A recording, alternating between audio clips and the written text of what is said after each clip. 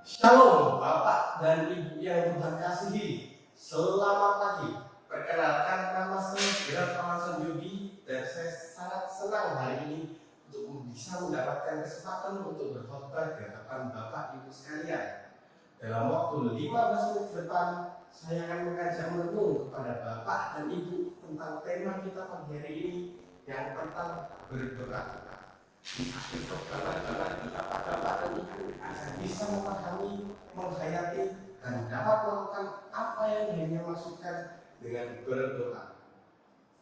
Dalam kehidupan ini ada banyak informasi yang kita terima setiap hari.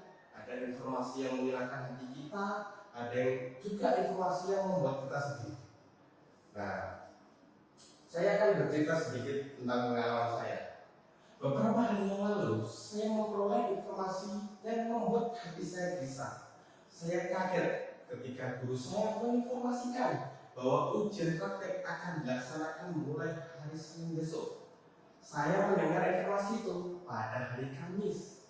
Saya pun jadi gelisah oleh informasi ini. Apalagi saya masih memiliki banyak tanggungan tugas yang belum saya selesaikan. Sehingga waktu untuk menyelesaikan tugas serta waktu untuk mempersiapkan ujian praktek menjadi sangat pendek. Saat itu, di tengah rasa gelisah saya, respons pertama saya adalah untuk segera menghubungi teman saya dan menceritakan kepadanya tentang kesulitan yang baru saja saya alami. Namun, setelah curhat kepada teman saya merasa ada sesuatu yang mengganjal di dalam hati saya. Saya pikir respons pertama untuk langsung menghubungi teman saya saat saya menerima informasi buruk ini tidaklah tepat. Kemudian saya ingat akan kisah Nehemia yang beberapa hari lalu saya pelajari melalui firman di gereja. Melalui firman inilah saya merasa ditegur.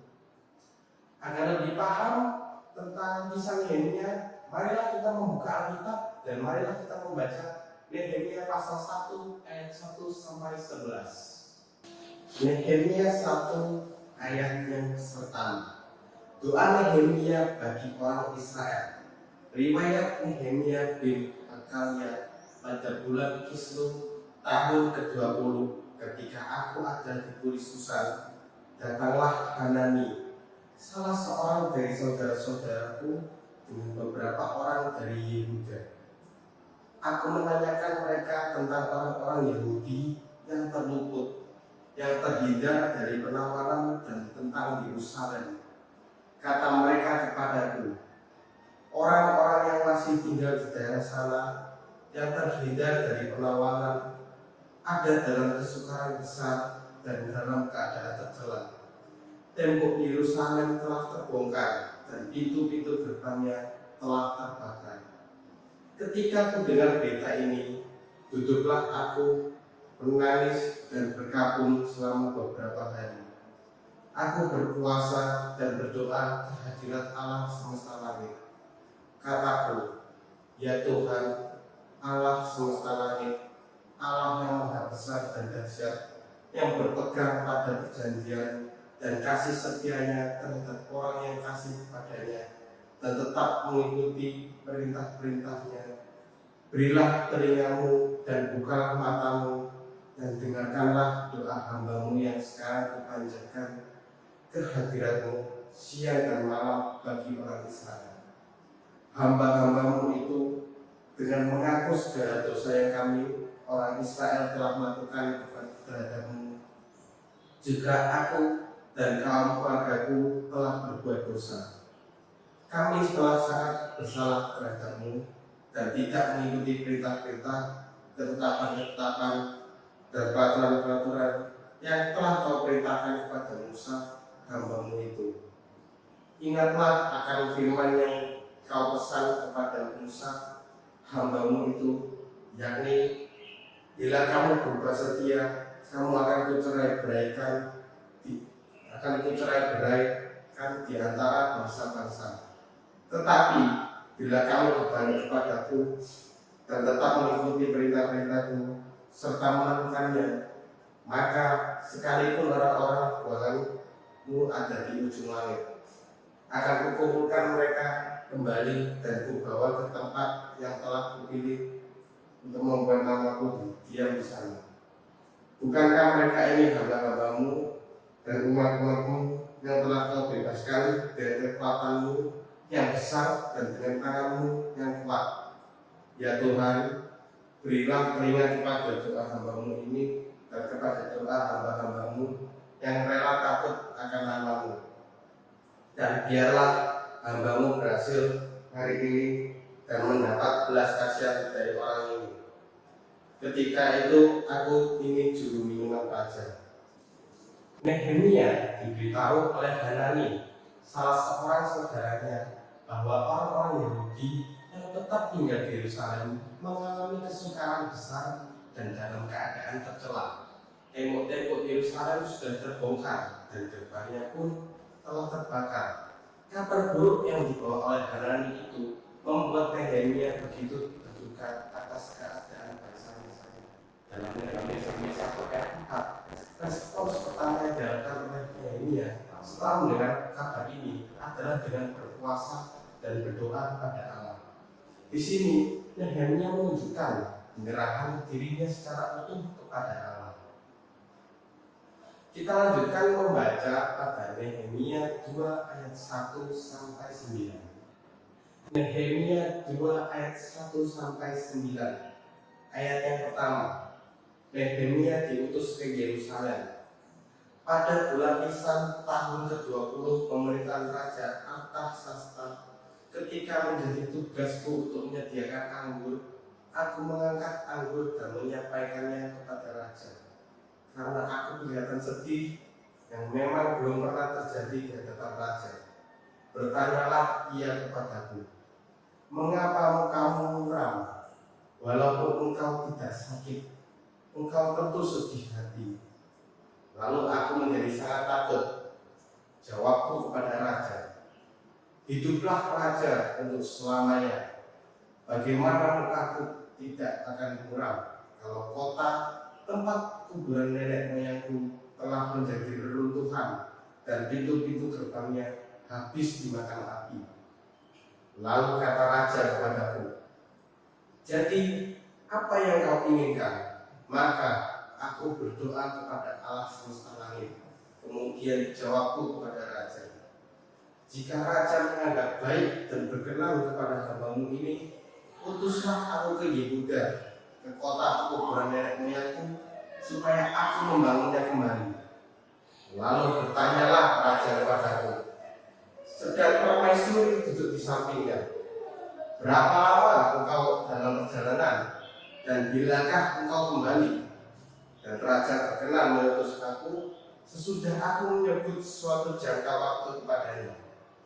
Berkatalah aku kepada Raja, jika Raja menganggap baik, berikanlah aku surat-surat bagi bupati-bupati di daerah seberang sungai Efrat, supaya mereka memperbolehkan aku lalu sampai aku di Yehuda. Pula satu surat bagi Asaf, pengawas kamar Raja, supaya dia memberikan aku kayu untuk memasang balok-balok pada pintu-pintu gerbang di benteng bait suci, untuk tembok kota dan untuk rumah yang akan kudiami. Dan Raja mengabulkan permintaanku itu, karena tangan Allahku yang murah melindungi aku. Maka datanglah aku kepada bupati-bupati di daerah seberang sungai Efrat dan menyerahkan kepada mereka surat-surat Raja.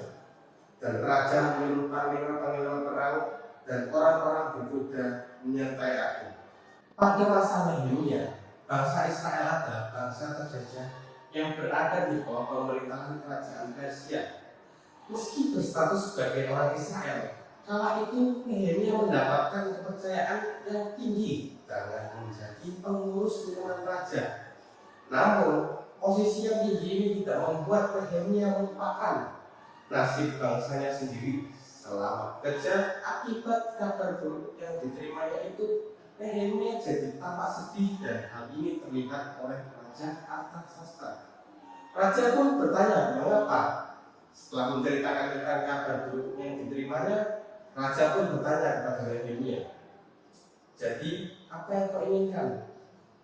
Nehemia tidak langsung menjawab pertanyaan Raja saat itu juga, melainkan dia berdoa kepada Allah semesta langit. Alkitab memang tidak mencatat apa isi doa yang disampaikan oleh Nehemia kepada Allah. Namun kembali kita dapat melihat bahwa Nehemia sungguh-sungguh menyerahkan diri dan keputusannya kepada Allah. Hingga akhirnya Allah menjawab pergumulan Nehemia dengan jalan Raja Artasasta mengizinkan Nehemia dan bangsanya pulang ke Yerusalem untuk membangun kembali kota itu.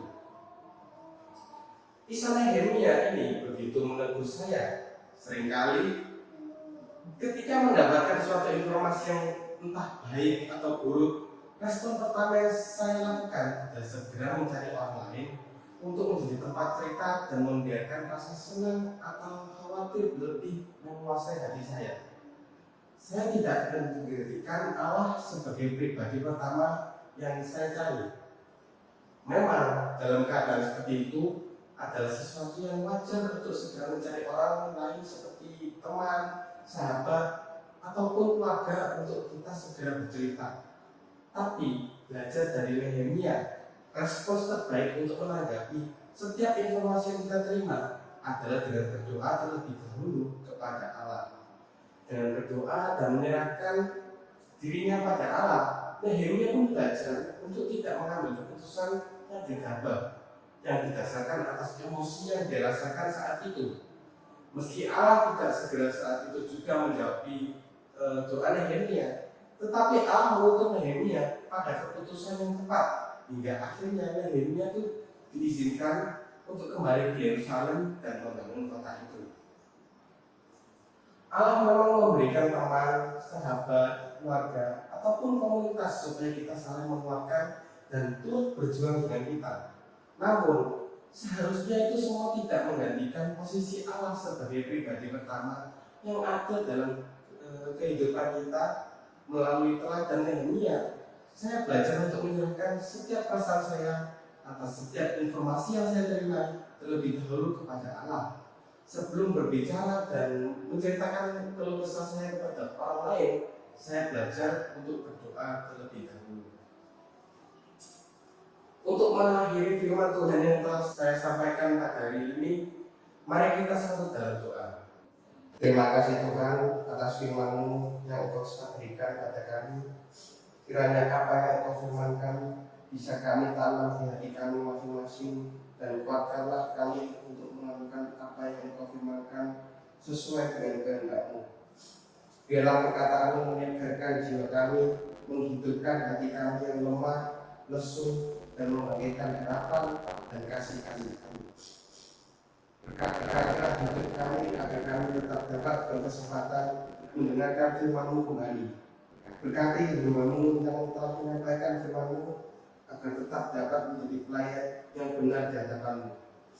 Berkati jemaat-Mu setiap saat, tempat, dan kondisi hidup mereka agar senantiasa selalu merindukan dan membutuhkan firman-Mu sebagai berita kebenaran yang memerdekakan dan penghiburan yang menguatkan.